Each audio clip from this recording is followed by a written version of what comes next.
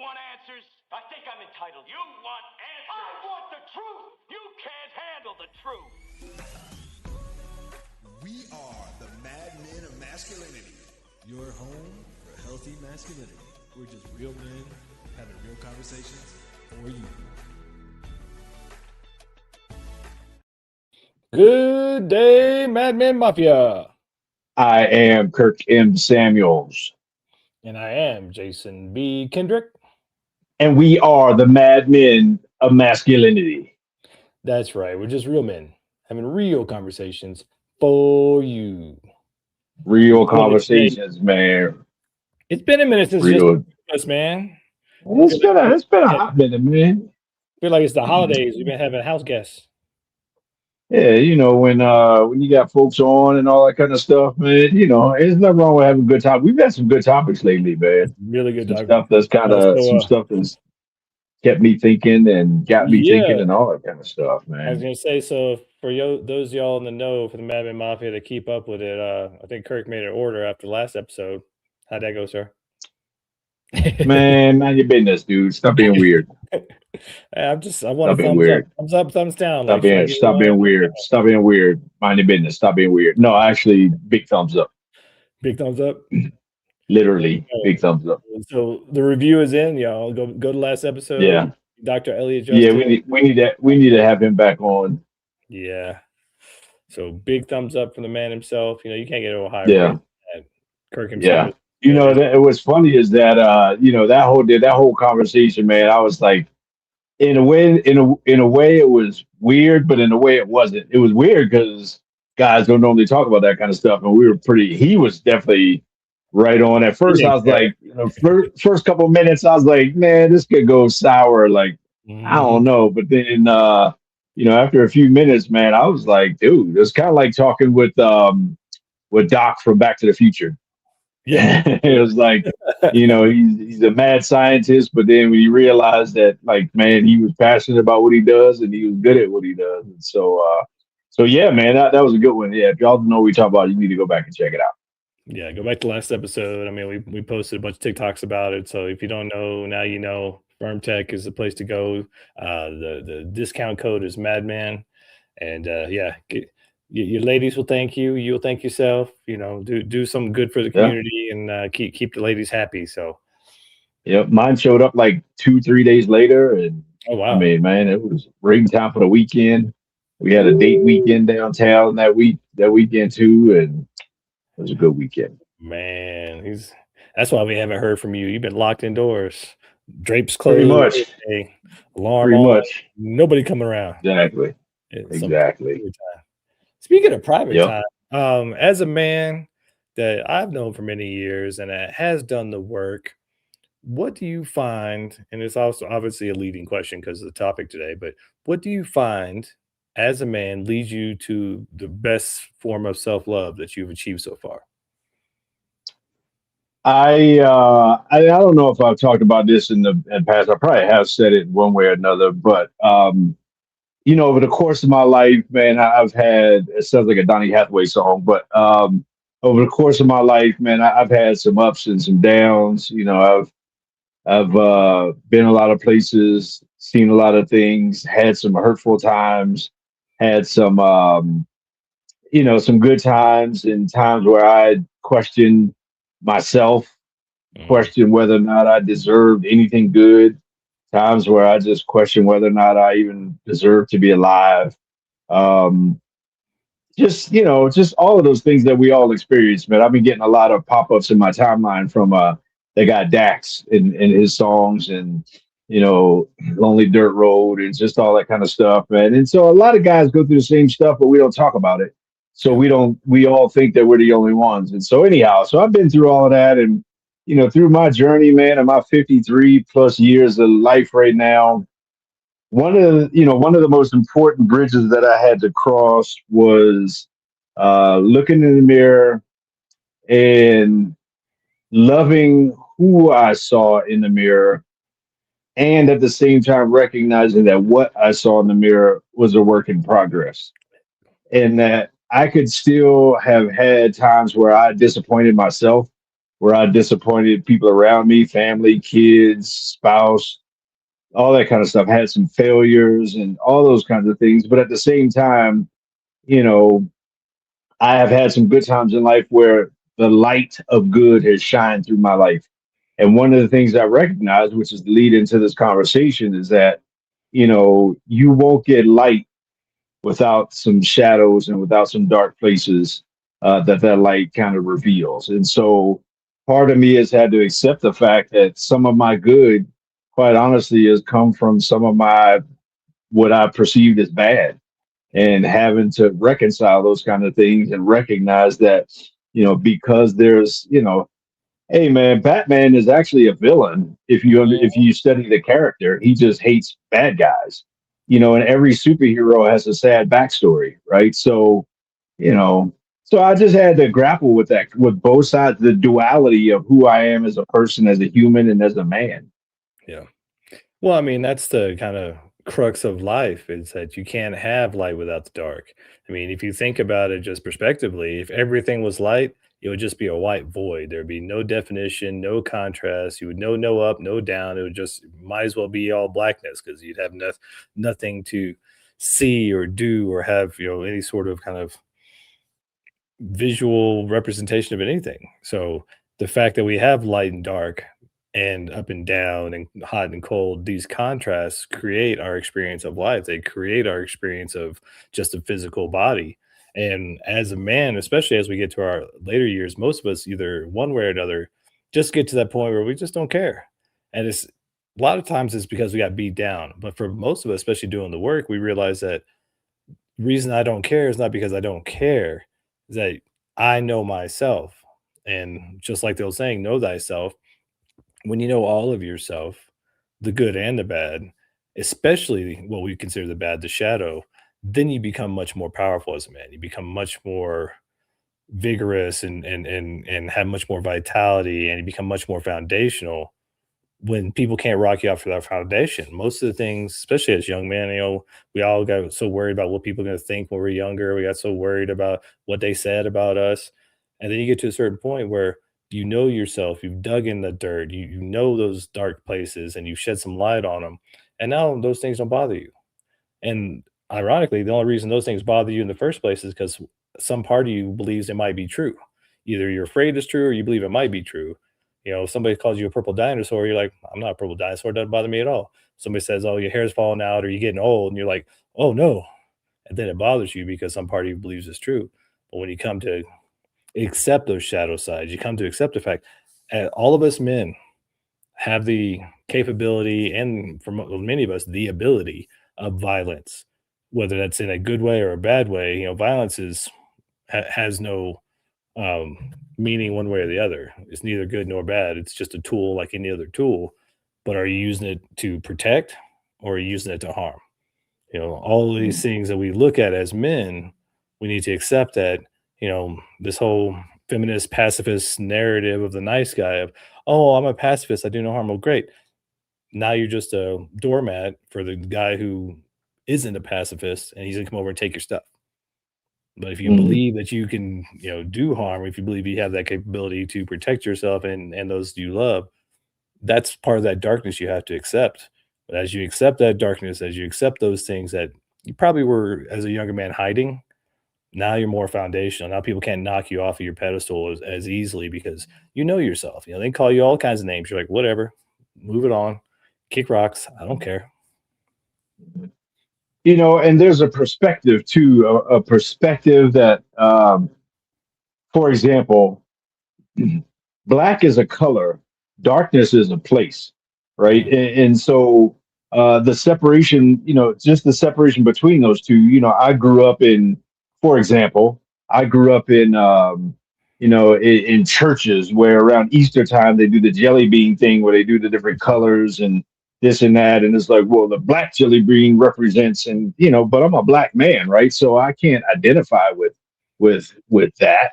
And so I always hated that analogy. But when we see ourselves, and when we see ourselves through the lens of perspective of not necessarily just definitions of words or what other people say, and all those kinds of things. But but where am I? I mean, that's one of the most profound questions. Where am I? One of the most, you know, pivotal questions of our life. Just where am I?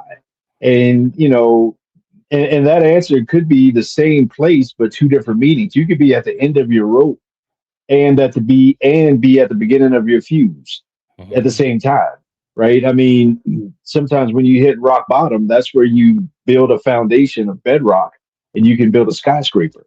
So, so when we have these experiences in life in terms of seeing ourselves in the mirror and seeing the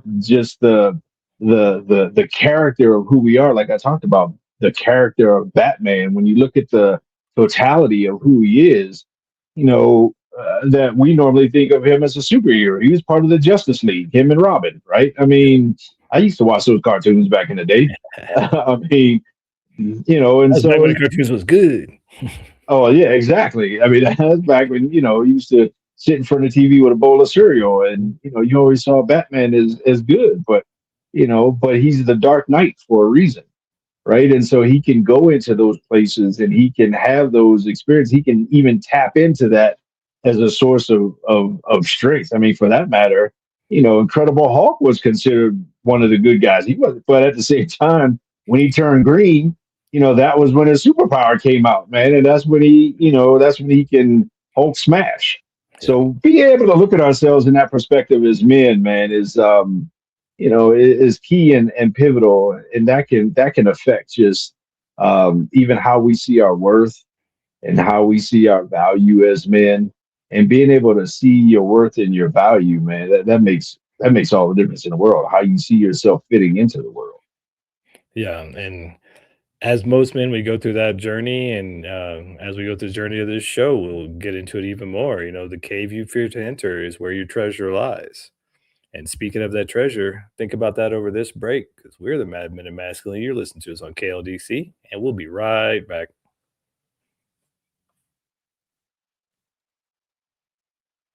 I got a great lead-in story. It's kind of it's perfect example over the same weekend, last weekend or a couple weekends ago. Um, I think I hinted to it in text, but I've only told the story to one other guy. But yeah, it totally exemplifies everything we just got finished talking about, Nice. and Well, it I like to involves hear and it. it involves midget wrestling. Oh yeah, yeah. I remember you pictures. I was like, "What's this fool doing?" Hey, people got to eat, people got to work, and you know what? Them some athletes Mm-hmm. too. So Yep. support the game.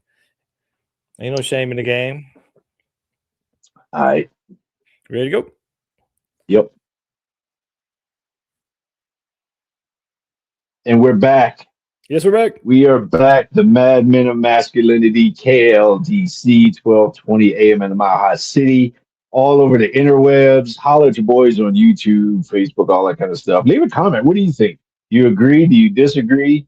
What's your take? What's your perspective? We will definitely, one of us or both of us will reply. We've had some pretty good conversations in the comments. So, if nothing else, let us know where you're watching from, man. We love to see and hear about where folks are Yeah. are Yeah, let us know. I mean, tell us how checking much us you love out. it, you hate us, how much you think we look like, we got faces for radio, whatever. We love all the comments, and, speaking of the comments, right before the break, I was talking about how, especially for men, especially nowadays, the cave you fear to enter is where your treasure lies.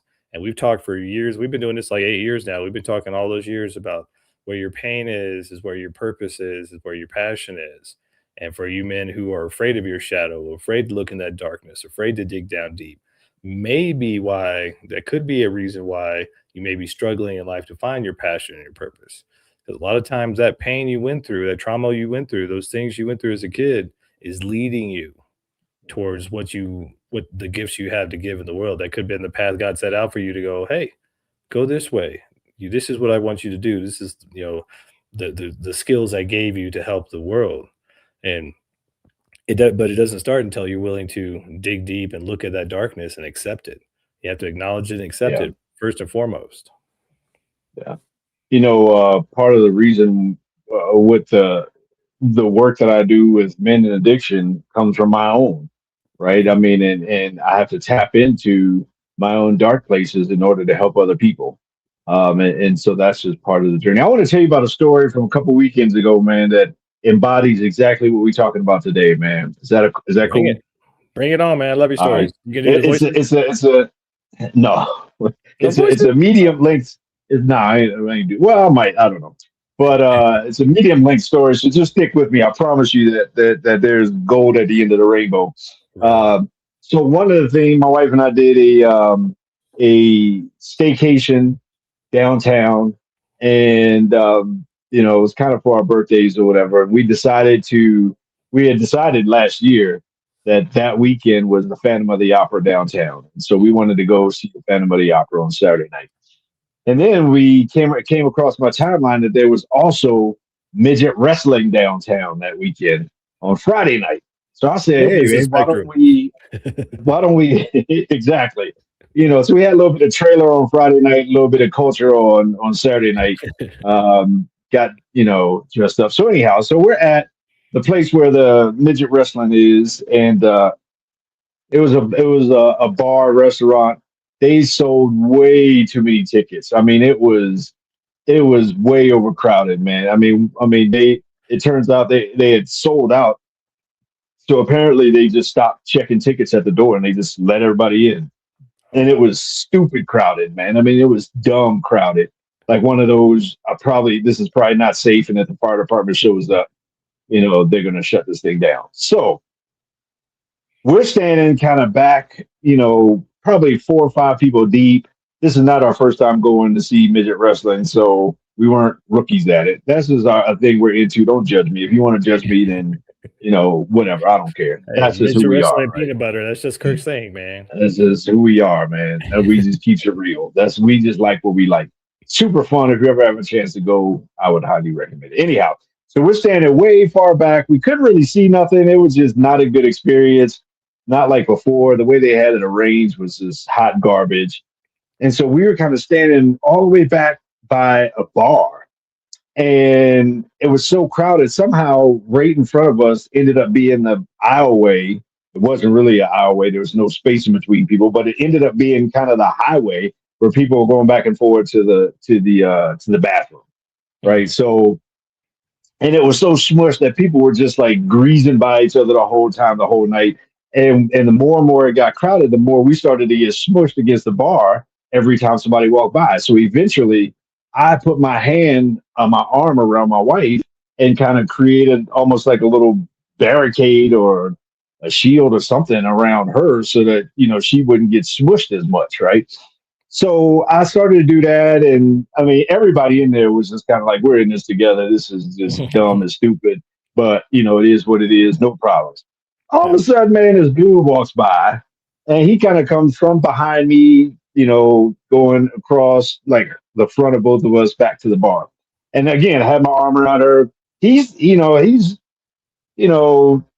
of one of the short kings out there, chubby dude ish, young little Thundercat. Yeah. And so, as he's kind of pushing by, he's starting to squeeze in way too much, in my opinion. So I kind of made my arm rigid so that he couldn't, push my wife back anymore to the bar. Yeah. And then all of a sudden, he looks over at me, he goes, "Why are you pushing me, man? Why are you pushing me?" I was like, "I'm not pushing you, man. I got my arm around my wife, man." I said, "I'm protecting my wife from getting smushed against the bar." He's like, "Man, you pushing me, man." I was like, "I'm not pushing you. I'm protecting my wife."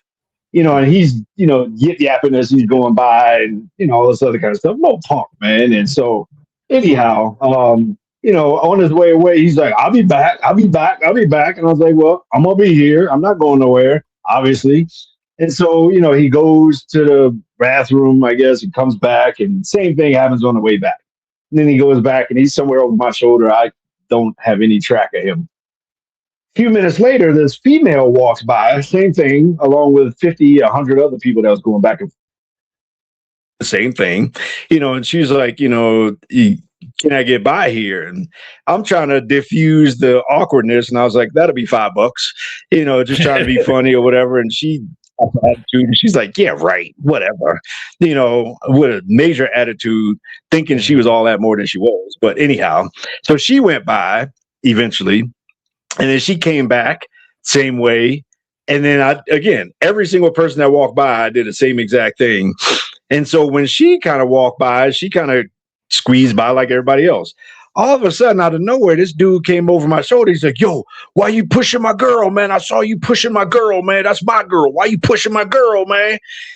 And something just in me snapped, dude. I mean, it takes a lot to get me off center. Like, I'm probably one of the last people that you'll see that'll go Hulk on anybody. But something just snapped in me, man. And me and this dude just started.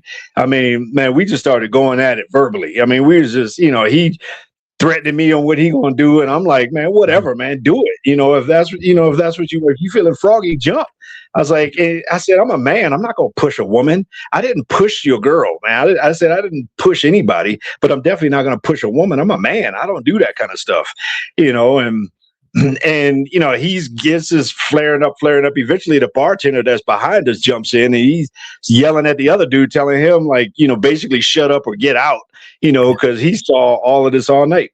So me and this dude, I mean, I was ready to go, dude. I mean, I don't remember the last time I was more ready to fight, like, especially at a bar somewhere. I was ready to scrap. I'm like, all right, I done lifted too much weight, done too many bench presses in the gym to let some little short, chubby, short king kind of, Thundercat, young punk, try to whatever on me.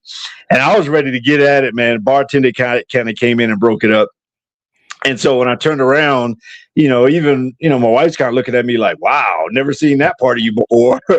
And I was just like, yo, I was ready to pick that dude up by his neck and, like, carry him outside and finish it up. And so anyhow, that all that kind of diffused. And then a little while later, the last time he walked by with two of his boys, eyeballing me like he was going to, do something. And I was actually waving him over, because by that point I was going to say, you know what? We two guys got to stick together, man. If I disrespected you, I apologize. That was literally why I was waving him over, and he's giving me the finger and this and that, talking about what he's going to do. And I'm like, then fine, whatever, man, just keep going. Anyhow, point being, later on, my wife, she goes, I had never seen that part of you before. And it was hot. Oh man, that was so hot to seeing you like that before. And I was like, yo, I mean, she saw, like, I was ready to rock and roll. I mean, just me deep by myself. But having to tap into, and I don't know if it was, I'm not on steroids, but I don't know if it was, testosterone rage or just something in me. But either way, I was not going to have it that day. And I was not about to let him or anybody else, punk me or push my wife against the bar, none of that kind of stuff. But being able to tap into even the dark sides of who we are, and being able to step up and do what's right, even if that means you got to scrap or do whatever. Yeah. That's exactly what we're talking about here in terms of, I know that was a long story, but in terms of this whole thing, man, from a man's perspective, you got to be willing to do the right thing, even if the right thing is the dangerous thing. And even if the right thing involves us standing up and protecting, those that are around us, and protecting, whatever it is that's right in a moment, man, we got to be willing to do that. Yeah, I mean, I'll quote Jordan Peterson for 100th time. But, a good man is a dangerous man who has that danger under control. A weakling, a pacifist who has no capabilities to protect or to, do violence to somebody else, or to be violent, or to have that part of themselves and use it.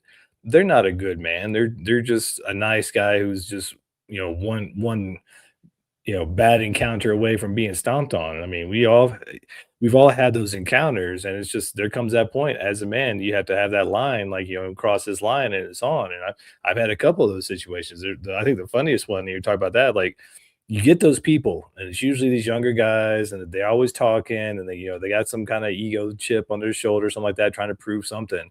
And for the most part, the more loud they are, the less dangerous they are, because they're afraid.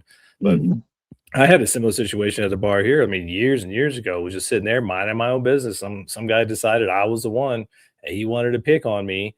And I just kept going and kept going. And I'm the nicest guy in the world. And finally I crossed that line. And I slid off that bar and turned around like, come on, man, let's go. And about the same time, two of my friends, one of them grabbed one arm, one of them grabbed the other arm, and looked at that dude. Was like, "You need to leave now." And that dude had this funny look on his face, looked at both of them, looked at me, and then just turned around and left. And I just looked at them and smiled. I was like, "Thank you." They're like, "Well, we didn't know who was going to kill who, but we wouldn't stop it." And I was like, "I appreciate that." I was ready to go. Like it's time to go. But as a man, we have to be willing to go there, and it's something that has been attempted to be trained out of us as men. They try to train those things out of us because we're no longer dangerous. We no longer have a backbone. We no longer have a foundation. And one of the reasons that the family unit and the nuclear family is suffering so much is that there is not that foundation anymore. There's not that family unit like it used to be, where this man has the wife and children to protect. He has something to live for. He has something to die for. And a lot of those things that we as men nowadays need to generate ourselves and bring back up and realize, like Kirk said, you're not alone. No man on this planet is alone. The only difference between you and the next guy is time and circumstance. But you will go through the same things as every man in some form or fashion. Some may be more intense, some may be less intense, but you're going to have the similar experiences: heartbreak, bankruptcy, broke, divorce, getting beat up, beating somebody up. All these things are going to happen in a man's life at some point. So it's just a matter of time and circumstance. So being able to accept those parts of you gives you more foundation, gives you more strengths, and gives you more courage. To Kirk's point, when you're in that moment, when some dude's mouthing off to you, you draw the line like, it's time to go. Let's go. Let's do that thing. Speaking of time to go, it's time for us to go to a break. So we'll be right back. We're the Mad Men of Masculinity. We're going outside to do some 50 cups. Let's take it outside.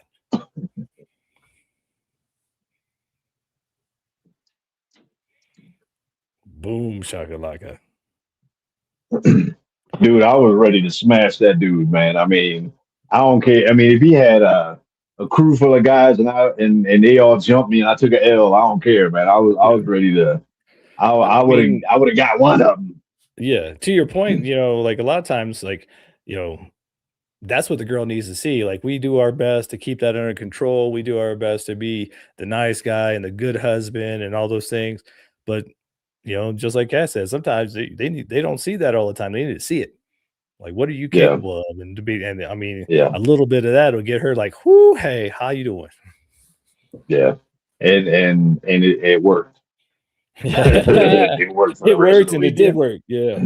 Well, and then too, we're downtown for the weekend, so there were times where we were on the mall shuttle, and you got, The you crazies and got the homeless crackheads. Yeah. guy, drug addict, crazy guy acting out on the bus and all that kind of stuff, and same thing. Like if something would have went down, I mean, I'm sure she'd have been like, okay, he got this kind of thing. But we got to be willing to do that, guys. We can't be afraid to anyway. Like I ain't got to swing first, but I'm gonna swing last. I can assure you that.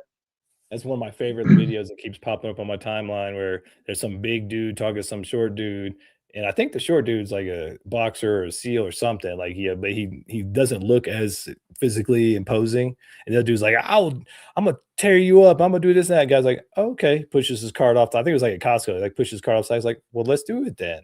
And then the dude just immediately changes the story. He changes his tune, like, oh wait, hang on a second. He's like, well, you said let's go.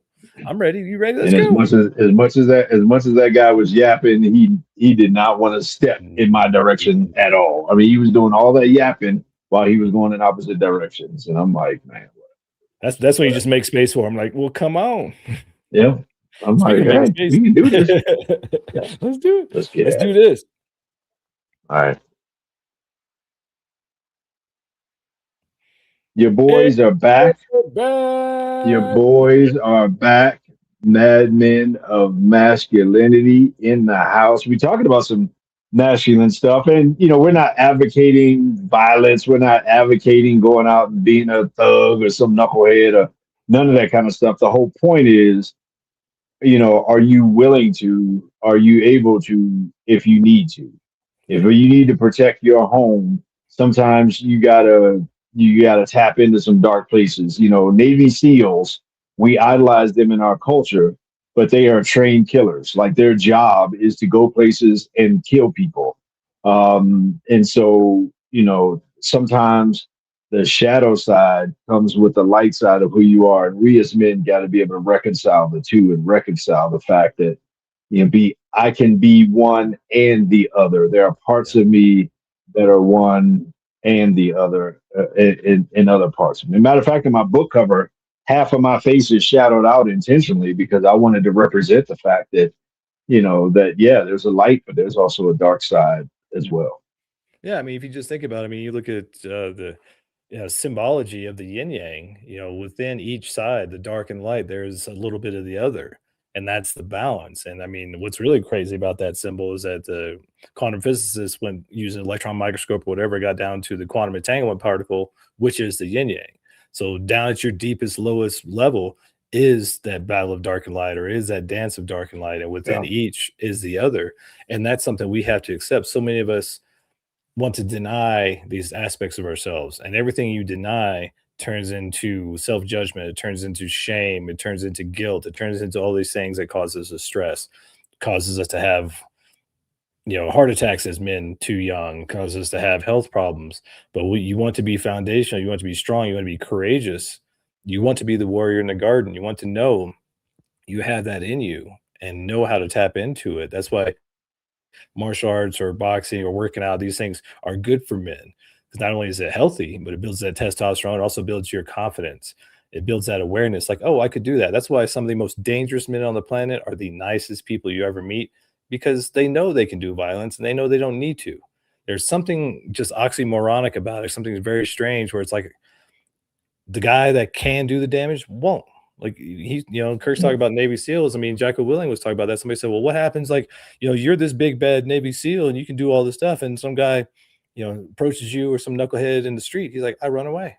I don't know what that guy can do. I don't know what he's got in his pocket. I don't, you know, that you can do those things. And once you're back in the corner, you take care of business. But having the awareness is the biggest thing. I know when I used to train martial arts a lot, there was one guy, big, like stocky, strong guy who just wanted to like take what he was learning and go try it out in the streets. And that was the most scary thing. I was like, no, you're learning this so you don't have to do that. You're learning this to be confident. So those situations we can squash them, verbally and not have to get physical. But he scared all of us. I think we ended up like letting him go from the class because like you only be taking that out in the streets.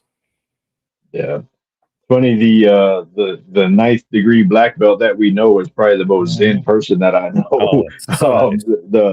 The most like, yeah. So I that's mean, I would like to see Chris lose his temper sometime, but I kind of don't. It's like I do. That'd And I be don't, nice. It's like a car crash. That'd be fun. It'd be fun to sit back and watch, but maybe not. It'd be fun to As long watch. as it wasn't on It wouldn't me. be fun to be on the other side of. Yeah, you can do that on somebody else, man. Don't be going ham on me at all.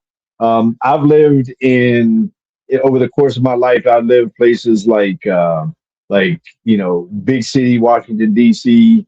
I've also lived in Florida and Colorado, and regardless of what your opinion is, and where people fall politically or socially on either side of the issue, I noticed I've lived in Colorado now, coming up on 30 years, which I only grew up in DC for 18, but in DC it is very taboo, and actually, as far as I know, it's illegal for the most part, with very few exceptions, to own a gun in DC. And it's that way in a lot of big cities. In Colorado, especially in Douglas County where I live, basically everybody's got one, and if you're out anywhere, you can assume that half the people in the room are concealed carrying, including the women. Um, and the irony in that is that I've seen a lot more gun violence in the places where there are legally, in theory anyway, less guns than places here where there's not, where it's assumed. I think when I originally got my concealed permit, I got it on like January 2nd, I think, or something like that. And by the time I received it in the mail, I was already like number 200 and something for that year, like a few weeks later. So basically, again, you can assume that everybody out here got them, and it's one of those things that, um, I've seen. Like I said, I've seen less gun violence here. I've known of less home invasions and all those kinds of things here than I have in other places that I lived, where the laws and culture is just a little bit different. That's not a political statement. That's just an observation in terms of, you know, some places that would be considered to be more dangerous by some aspects actually tend to be in other aspects more safe. Yeah, well, it's the same kind of thing. Like, if you know you have the weapon, or if other people suspect you might have the weapon, they're less likely to do something. If you know you have the ability to do something, if you know you can tap into that shadow side, you can tap into that anger, into that violence, you're less likely to have to use it. And even to your point in that example you gave last segment, with that young guy, like that yapping and that talking comes from a place of insecurity and fear. Like if he was a big, strong guy who was capable of violence, like actually like, good fighter, he would be like, "Oh, sorry, dude." There's like, or maybe he thought you pushed. He'd be like, "Are you pushing me?" Like, "No, I'm just trying to protect my girl." I was like, "Oh, okay, got you." It wouldn't have been all this yapping back and forth. Because the one thing about men and one thing we're losing, very rapidly, it seems like, I think it's starting to come back a little bit, is the fact that every encounter with a man has the potential of violence. And that's one of the reasons I think nowadays, especially with like the feminist movement and the feminization of men and nice guy syndrome and stuff, a lot of ladies have kind of lost that respect for men, because a lot of guys are like, no, I'm a pacifist, I'm a feminist. I'm not going to be violent. I'll never do that. I'm heart based. Look, that's awesome. I'm heart based too. But you step to me wrong. You threaten my family. You do something like that. Then there's going to be consequences. And to your point, the fact that there's consequences or potential consequences in a place where there's open carry and concealed carry and all that shows how that's more protective, shows how honoring your shadow side, honoring the violence, honoring those things can be a way to protect. It's when you don't honor those things and you diminish those things and you hide those things within you, which all those things that you hide can be strengths. So Kirk's point and my point all the time. Our passion comes from our pain. Our passion comes from our trauma. The reason we do the show comes from all those times we fell flat on our face, all those holes we dug ourselves out of, and how we would like to impart and help and share with younger men to not have to go into those pitfalls, not have to dig themselves out of those holes, to maybe use our wisdom and experience, that hard knock life kind of experience, to save somebody time and heartache in the future. Yeah. I'm thinking about also example, metaphor, whatever you want to call it. Old classic movie in the hood, the movie Friday. Yeah. Debo, the whole movie walks around terrorizing the whole neighborhood. Rolls up on his beach cruiser and he just take your chain. That's my chain. My grandmama gave me that chain. You What know, chain?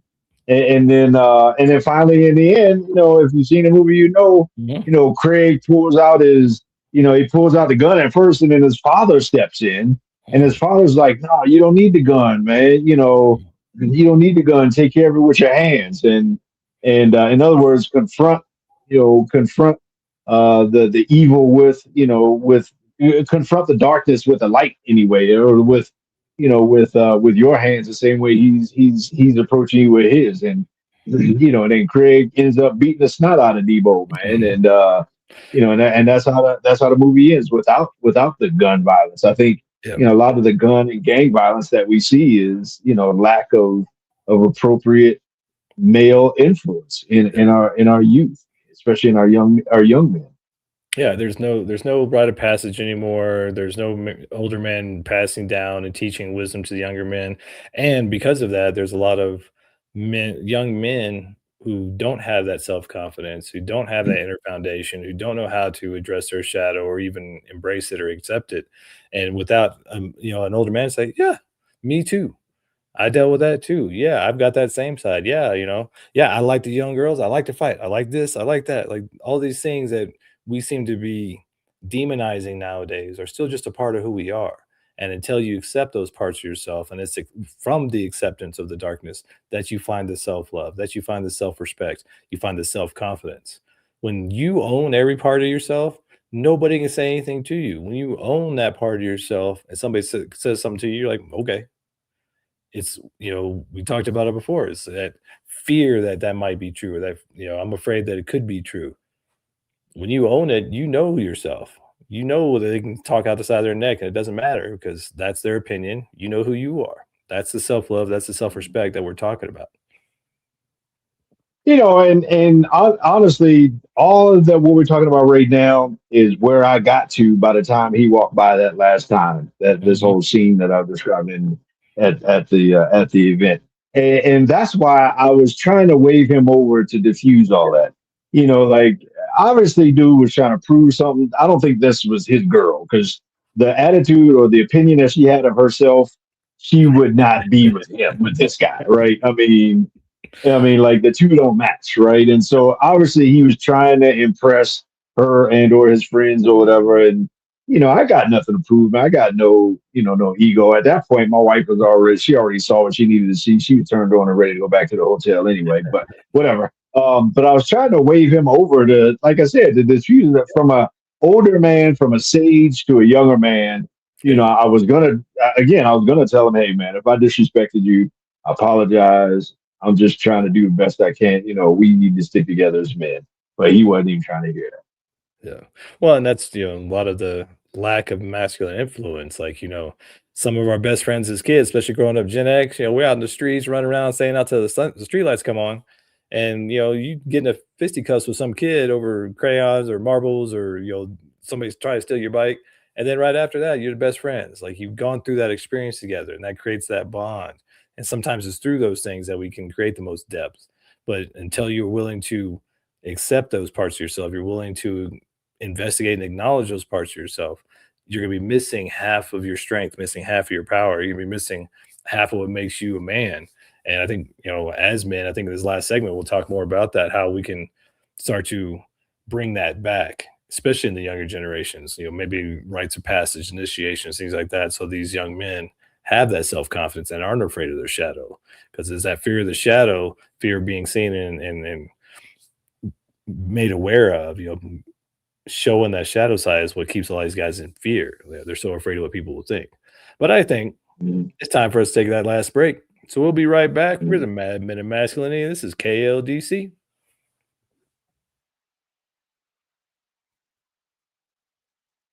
Boom shakalaka. How you want Yeah. to finish, man? You got any more eh, stories? no, I think. No, I've already given too many stories. I spent too much time on my stories. I got more, but Oh yeah. um, We all got, but that's the thing but too. I mean, now that we're on the break, we talk about it a little bit. It's those stories we need to share with the young men. It's those stories yeah. like there's this thing that I never, especially as a younger kid, I kind of knew it, but it made more sense when I was younger because your parents are supposed to be like the protectors and providers and the gods or whatever. But then there's all this stuff that they pretend isn't true, and then you get older, you're like, come Mhm. on, like you find out that Yeah. they're just people too. They got that dark side too. They were just lying to you, like, oh, you Yeah. can't have a drink, or you can't do this, you can't do that, but I'm gonna do it. Those kind of Yeah. things, like being honest with the kids and showing some like humility and humanity, I think will be give them much better education. Yeah, I know with my son, man. I mean, and he was in school and he had some little racist kids calling him names and all this other kind of stuff. And I remember I told him, like, hey, man, next time a kid get in your face, take it in arm's distance of you, you punch them directly in their face. Handle your And I business. said, and I said, I will take care of the consequences. Don't worry about it. I'll take care of the school. But if somebody wants to do that and be that way and get in your face at the same time and try to intimidate you, I said, all it takes is you to punch them in the face one time. That's it. And sure enough, when that happened, I went up to the school and I told I think I mentioned this on here before. I told the principal, like, hey, he came to y'all and y'all didn't do nothing. He has a right to defend himself. If he doesn't learn to defend himself now in middle school, then he won't defend his beliefs. He won't defend his family. He won't be able to defend his country one day. And so, he got to be able to learn to. It's okay to be dangerous Yeah. sometimes. Like Yeah. that's Well, and okay. speaking of Um, defending his country, we can shout him out a little bit since we're on the break time. yeah, Like he just got himself yeah. a big award, big medal. My guy got the Navy Marine Corps Achievement Medal a couple days ago, man. He was doing his thing, man. I'm super proud Yes. of Shout out to him. RJ, man. Keep it going, man. Yeah, You rock, my son. guy, my guy. All right, I let's just bring this miss you home. to it. Yeah. last segment. Fourth Last quarter. segment for Mad Men of Masculinity, doing our thing. We're talking about being dangerous, man. We had a great little, if you haven't checked out our YouTube or Facebook stream, which doesn't include all the breaks here, we just keep going straight through. We just had, excuse me, had a little diversion. It's just great examples. And I think, to finish up here, man, us as older men, we gotta. Man, the young men are just missing it, man. The young men that don't get that male influence, that male perspective. And again, like I said, at the end, man, I was willing to lay my ego aside and apologize if this guy felt like I got disrespected. Mhm. I mean, I was because it to me that would have been a bigger lesson, going forward. And us as men, especially when we get to the place of being more like a sage in our culture, we got to be willing to pass down the knowledge on both sides. I mean, again, we got to be willing to let them know that they are a sword. A young man, you're a sword. A sword can be used for good and it can be used for evil. You can split an atom and power a city. You can split an atom and destroy a city. And so it's okay to be a split atom, but you have a choice as to what you do, with that power that you can create. You have a choice as a man, young or old, to use that what could be considered darkness to do light things with. And don't be afraid of that. Understand that's just part of life. Yeah, that courage to act, that courage and the awareness to know that you can and to make that choice. Because to your point, some of these young men out there who don't have that father figure, who don't have that sage, they're acting out of fear.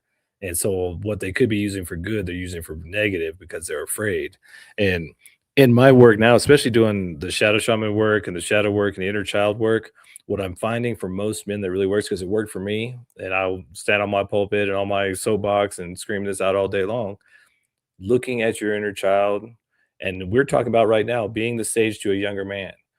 When we're as grown men, we're having addiction issues, we're having these issues, financial issues, relationship issues, whatnot. And most of those issues will stem back to some trauma in our childhood we haven't dealt with.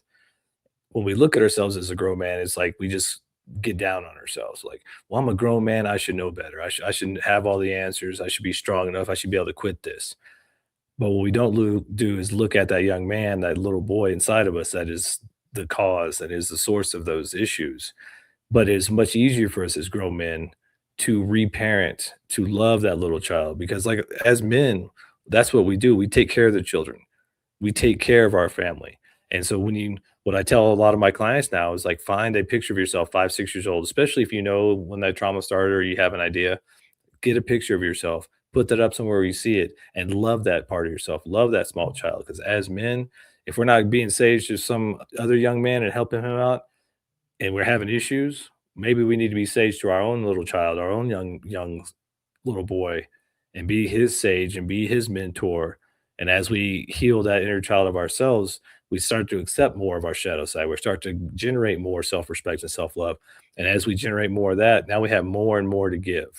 It's not about perfection, it's about progress. As you progress, you have something to add, you have something to give back to the younger generations. And every little thing you give back, you have no idea what that one word or that one little sentence you said, that story that Kirk said, you have no idea how that affects somebody. But just sharing your experience as you would share it with your younger self or a young child will change the world, especially for men nowadays, will change the world for the better. I never thought. I mean, that I think that is so true in terms of every single man knows intimately a boy that needs some healing, and that's the boy inside. The boy inside of each one of us, needs some healing, and doing that work is probably the most important work you can do because that will then radiate to all the other relationships that you have. That'll radiate to your perspective in life. That'll radiate to the healing that you seek. I tell guys all the time, man, if you struggle with an addiction, then you've already demonstrated your ability to be extremely committed to something. Yeah, So that's right. what if you just change things that you're extremely committed to?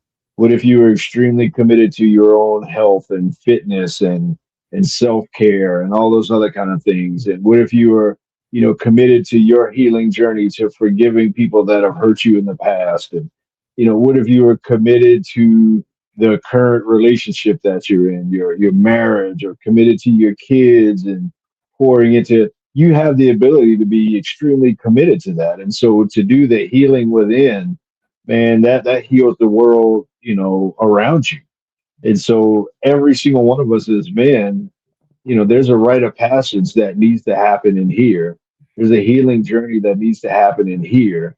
That can impact the world, man. And then beyond that, obviously, anything we can do to mentor or to do something to affect the life of one or two young men. I mean, man, that's, you and I did the rite of passage a few years ago, and two of the guys that we did that with, one of them just got a Navy and Marine Corps Achievement Medal, and the other one is now on through the Master's Apprentice, and now he's in a trade. I mean, living on his own in an apartment, doing life, man. And so, being able to impact the next generation is huge. But you can start off with the previous the previous generation by healing the young boy within. Yeah, and the reason I wanted to do shadow work and self-love is because one of the things that just came up across my timeline, I've heard it before, but it's something we need to reiterate constantly, is that what you fear is where your power lies. The reason you fear it is because that negative belief system is trying to protect itself. So a lot of times that shadow, that inner child work, that darkness that you're afraid of is where your treasure lies, is where your power lies. And the reason you're afraid of it is because that negative belief system that says you're not good enough as a man, or that you're worthless, or you can't provide enough, or yada yada yada, whatever those negative beliefs are. Those beliefs have their own kind of consciousness. They're trying to protect themselves. And they know that if you address that shadow side, you address that fear, you address that belief system, their time is numbered. They're going to die because you're going to find your confidence. You're going to find your self worth. And as you do that work, you give permission to every man around you, every young man around you, to do the same work, because you're showing the way. You're now the pathfinder. You're now the trendsetter. You're showing the way for these younger men by doing your own work. So you don't have to be on a pulpit. You don't have to be on stage. You don't have to make some big impact. Do your work. Those around you will see it. They will notice it and they'll wonder what you did, and you can help guide them through the same path. But you have to address that fear. And for a lot of us, you need a guide initially. It doesn't take long for most of us, but you do need somebody to kind of help you through that initial cave dive. You need a spelunking coach or a Sherpa to help you kind of in that initial part. Once you get a hang of it, sky's the limit. You're on your own.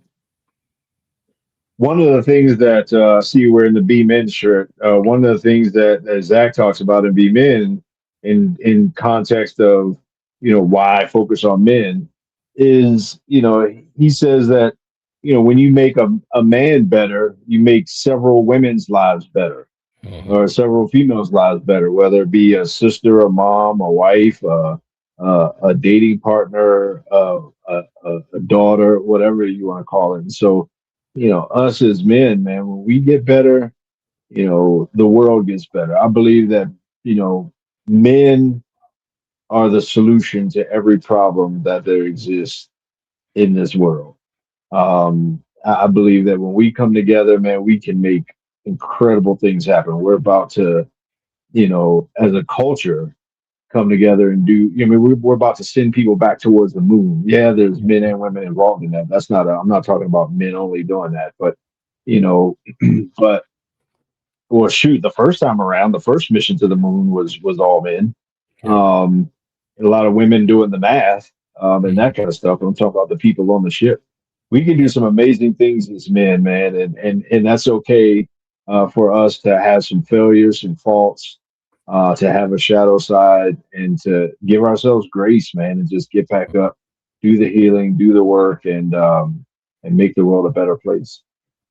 Yeah, I mean, we are the solution, and if you look back far enough, we might have been the cause. But either way, we have the Mhm. tools we need to fix the situation. We have the tools we need to make the world a better place. And if you don't have the tools, you haven't looked deep enough. They're inside you. Look at that little boy inside you. Heal that little boy, because Whatever that trauma was that happened to that little boy inside you, and we all, as men today, have those traumas. But at the time, he didn't. That little boy didn't have the tools. He didn't have the awareness. He didn't have the wisdom. He didn't have the knowledge to address that issue or to face that problem. You didn't have the tools. You do now. You're an older man now. You're grown. You're an adult. You have the tools now. You can take that burden off of that young child and heal his heart, which will heal your heart. And each time you do that, your heart grows, gets bigger, gets more compassionate. You have more to give to the rest of the world. So start with yourself. Start with the man in the mirror. Ask for some help to get started. We're here to help you, but it, it's not as hard as you think it is. It's not as scary as you think it is. We always make up these stories. I'm afraid to cry. I'm afraid to get emotional. I'm afraid to go back there what my dad or mom did. But once you get there, you realize it wasn't as big as you thought because you were a young child. You didn't have the tools. Now you do. So be brave, face your fears, face your shadows, and ask for some help. Reach out. We're all here for you. Mm. And you got a book, don't you? Don't you got a book that deals I with all do. this stuff? And it's packed up right now because I'm moving to my new place tomorrow or the next day. But yeah, Facing the Devil in You, you can find it on Amazon. It's shadow work to free your inner superpower. You're all supermen and superwomen. And the secret is that shadow work, it's that inner child work. Get in there, find what's holding you back, heal it, turn it into your superpower and your special gifts, and then go out and share that with the world. Boom. Man, that's some amazing stuff, dude. I don't even know where we are on time, but man, this is stuff that we got to have these conversations as men. We got to be able to cross some of these bridges, especially the bridges that are old and rickety and scary to cross. We got to be able to go into the dark closets, man, and reach down and love on that little boy that's hiding in that closet that didn't get the love. Maybe he was abused, maybe he was abandoned, neglected, whatever the case may be, man. We got to be willing to go into that dark place and shine some light so that he can find his way out of that. Yeah, and don't be afraid of that troll under the bridge. It's just an old sock. Mhm. Ain't what it Mhm. looks like. But we are what we look like, and we are what we sound like, and we are the Mad Men of Masculinity. And until next time, we are out. Out.